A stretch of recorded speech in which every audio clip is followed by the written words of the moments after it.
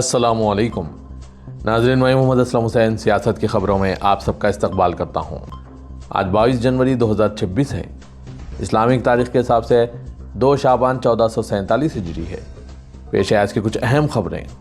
26 جنوری کو یوم جمہوریہ کے موقع پر دہلی پولیس کے الرٹ پوسٹروں میں ایک دہشت گرد کی تصویر دکھائی گئی تھی، جس کی شناخت محمد ریحان کے نام سے کی گئی، جو دہلی سے تعلق رکھنے والا برصغیر ہند میں القاعدہ دہشت گرد تھا۔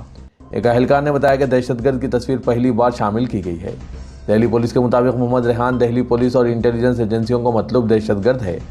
77ویں یوم جمہوریہ کی تقریبات سے پہلے دہلی پولیس نے خفیہ ایجنسیوں سے موصول ہوئے دہشت گردی سے متعلق متعدد دھمکیوں کے ان پٹس کے پیش نظر کرتویہ پتھ اور پورے نئی دہلی ضلع میں ایک وسیع ٹیکنالوجی پر مبنی حفاظتی انتظامات کیے ہیں۔ اس سال یوم جمہوریہ کی تقریبات کے لیے بیٹھنے کی جگہوں کا نام ہندوستانی دریاؤں کے نام پر رکھا گیا ہے۔ مہمانوں کی سہولت اور حفاظت کو مد نظر رکھتے ہوئے سیکورٹی کی تعینات کے پیٹرن میں بھی کئی اہم تبدیلیاں کی گئی ہے۔ نئی دہلی ضلع کے additional commissioner of police Devesh Kumar Mahala کے مطابق کرتویہ پتھ کے علاقے میں دہلی پولیس اور نیم فوجی دستوں پر مشتمل کثیر سطحی حفاظتی حصار کو تعینات کیا گیا ہے۔ CCTV کیمروں کے ایک وسیع نیٹ ورک کے ذریعے پورے علاقے کی نگرانی کی جا رہی ہے، جو چہرے کی شناخت کے جدید نظام کے ساتھ مربوط ہے۔ انہوں نے بتایا کہ اس قومی دن کے موقع پر 10,000 کے قریب پولیس اہلکار تعینات کیے جائیں گے اور زمینی سطح پر 9 مرتبہ بریفنگ دی جا چکی ہے۔ امریکی صدر ڈونلڈ ٹرمپ اس وقت سوئٹزرلینڈ کے شہر ڈاووس میں ہیں، جہاں انہوں نے ورلڈ اکنامک فورم سے خطاب کیا۔ اپنے خطاب کے بعد ڈونلڈ ٹرمپ نے ہندوستانی میڈیا سے وزیراعظم نریندر مودی اور بھارت کے ساتھ امریکی تجارتی معاہدے کے بارے میں بات کی۔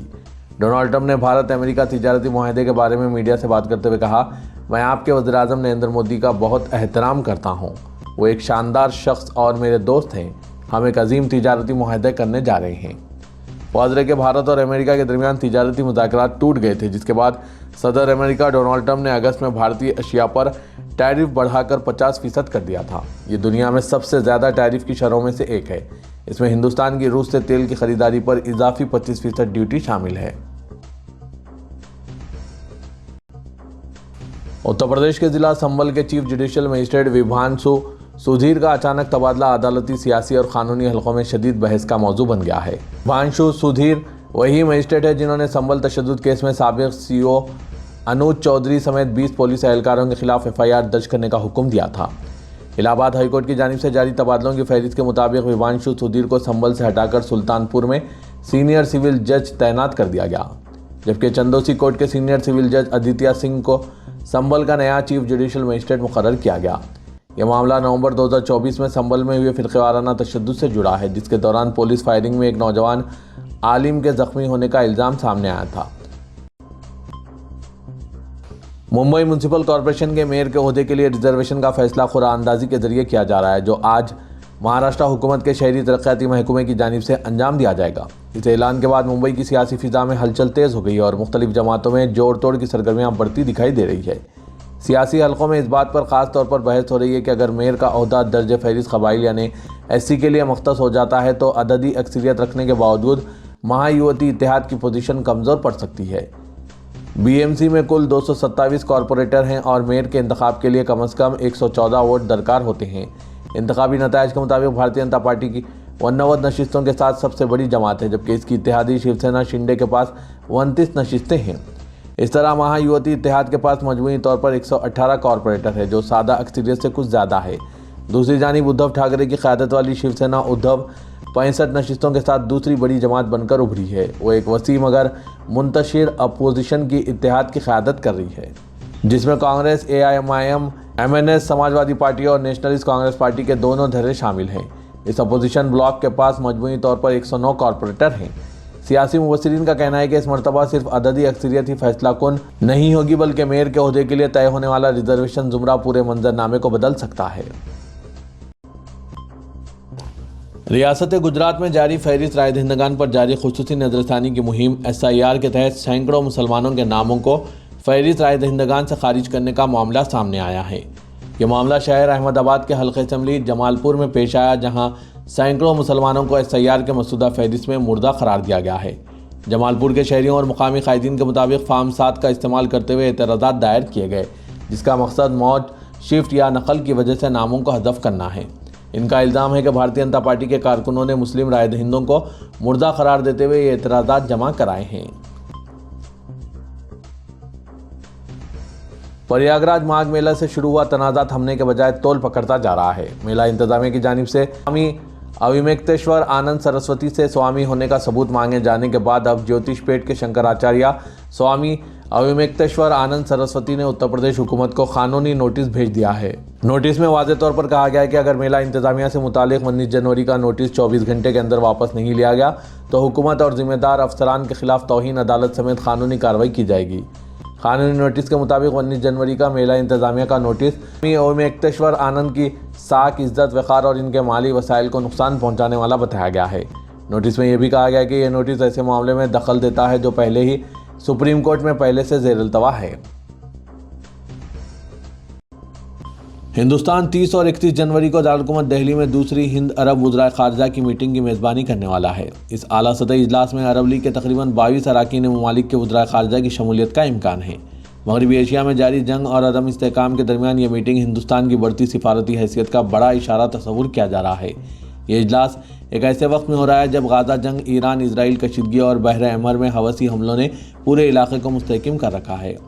عرب دنیا ان ایشوز پر منقسم ہے۔ ایسے ماحول میں ہندوستان کا سبھی فریقین سے بات چیت کرنا یہ ظاہر کرتا ہے کہ نئی دہلی کسی ایک گروپ کے ساتھ کھڑے ہونے کی جگہ توازن بنانے والے پل کا کردار نبھا رہا ہے۔ سونے کی قیمتوں میں اضافے کا سلسلہ جاری ہے اور وہ قومی دارالحکومت میں چہارشنبے کو 1,60,000 روپے فی 10 گرام کے ساتھ اپنی ریکارڈ بلندی پر پہنچ گئی۔ چاندی بھی 3,34,000 روپے فی کلو کے ساتھ اپنی نئی بلندی پر پہنچ گیا ہے۔ دنیا بھر میں سرمایہ کاری کے لیے محفوظ اثاثوں کی دوڑ کے درمیان قیمتوں میں یہ اضافہ ہوا۔ آل انڈیا صرافہ ایسوسی ایشن کے مطابق 99.9% خالص سونے کی قیمت 6,500 یا 4.5% کا اضافہ ہوا اور وہ 1,62,700 روپے فی 10 گرام ہو گئی۔ اس دوران روپے کی قدر میں 66 پیسے کی گراوٹ آئی ہے اور وہ ڈالر کے مقابلے میں ریکارڈ 51 روپے 64 پیسے پہنچ گیا ہے۔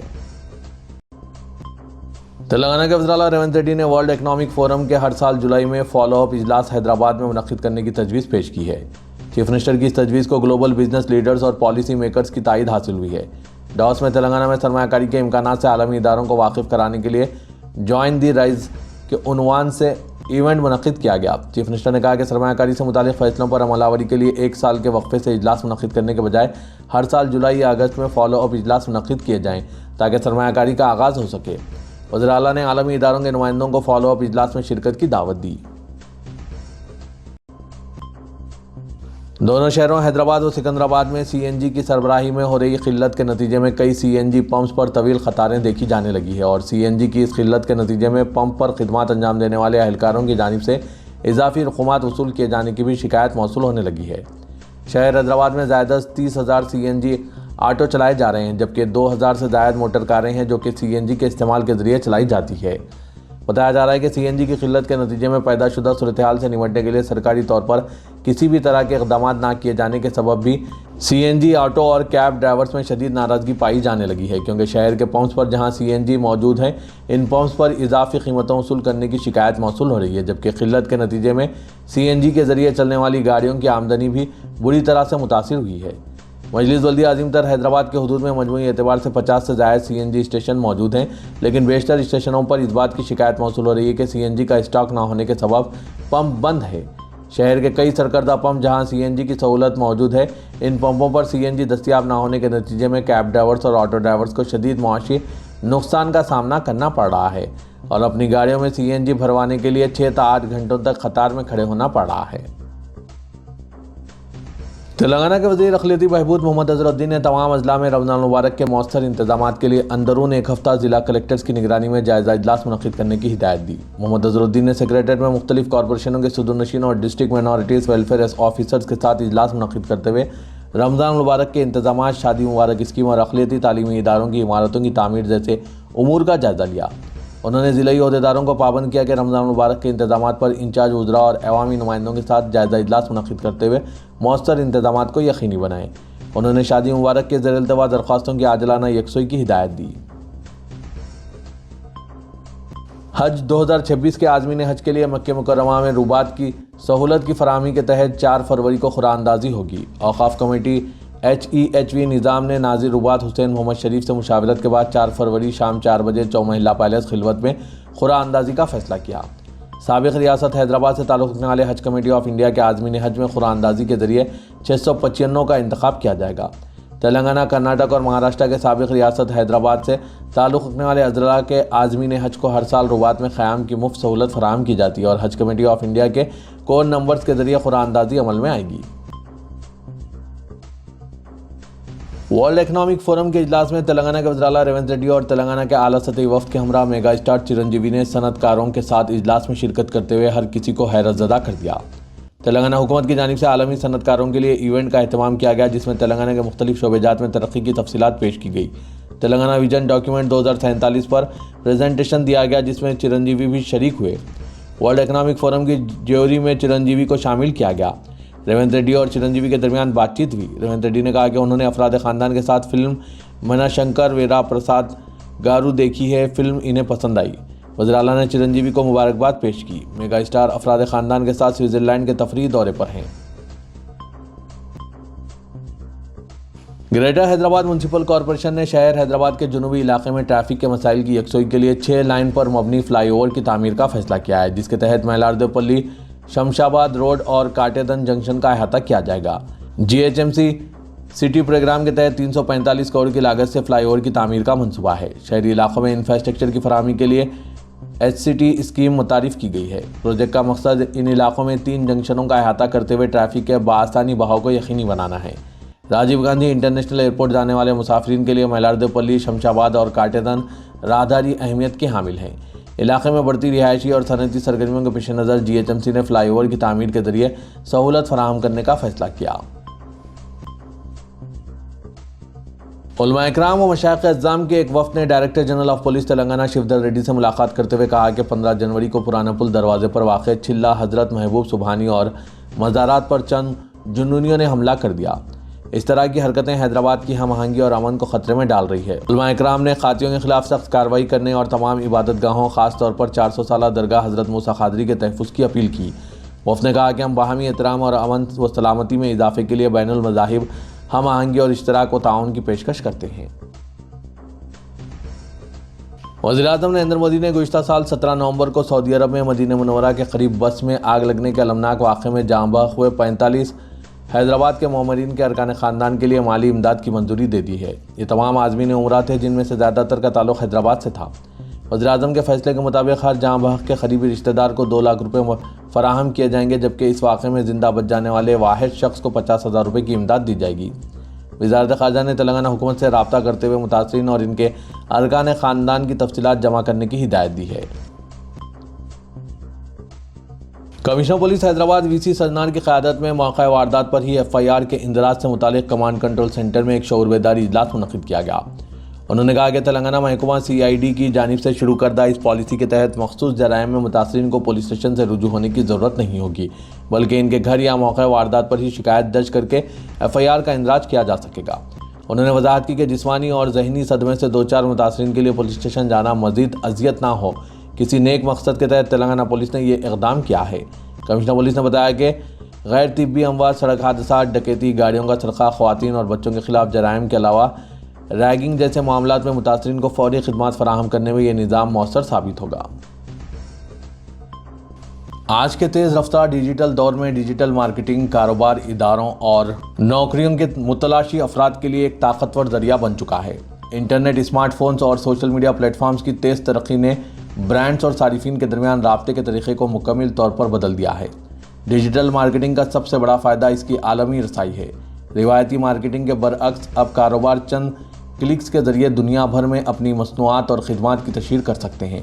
اس سے چھوٹے کاروبار اور اسٹارٹ اپس کو بھی بڑے اداروں کے ساتھ مقابلہ کرنے کا موقع ملتا ہے۔ ڈیجیٹل مارکیٹ سے ایک اہم فائدہ کم لاگت ہے۔ سوشل میڈیا اشتہارات، ای میل مارکیٹنگ اور سرچ انجن آپٹیمائزیشن جیسے ڈیجیٹل طریقے ٹی وی، ریڈیو اور اخبارات کے مقابلے میں زیادہ سستے ہوتے ہیں، جس سے محدود بجٹ والے کاروبار بھی فائدہ اٹھا سکتے ہیں۔ ڈیجیٹل مارکیٹنگ میں درست ہدف بندی ممکن ہے۔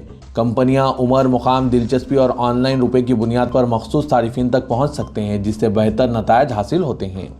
اس کے علاوہ ڈیجیٹل مارکیٹنگ نتائج کی پیمائش کی سہولت فراہم کرتی ہے۔ جدید ٹولز کی مدد سے کاروبار میں اپنی کارکردگی کا تجزیہ کر کے فوری بہتری لائی جا سکتی ہے۔ موجودہ نسل میں ڈیجیٹل مارکیٹنگ کامیابی کی کنجی بن چکی ہے۔ اسی کے پیش نظر ادارے سیاست کے محبوب حسین جگر کیریئر گائیڈنس سینٹر واقع دفتر سیاست ہیبٹس میں digital marketing with AI tools کے کلاسز کا اہتمام کیا جا رہا ہے، جس کا فری ڈیمو آج شام یعنی جمعرات کی شام 6:30 بجے سے ادارے سیاست کے محبوب حسین جگر ہال میں منعقد کیا جا رہا ہے۔ خواہش مند امیدوار اس سنہرے موقع سے استفادہ حاصل کریں۔ ناظرین، آپ حضرات بھی اپنے ہونہار نونہالوں کو اس کمپٹیشن کے دور میں کسی سے کم نہ سمجھیں اور انہیں آگے بڑھانے کے لیے ان کورسز سے استفادہ حاصل کرائیں۔ ماہر اساتذہ کی نگرانی میں یہ کورسز چلائے جا رہے ہیں۔ مزید تفصیلات کے لیے ان فون نمبرات پر رابطہ پیدا کیجیے۔ فون نمبر ہے 9393876978۔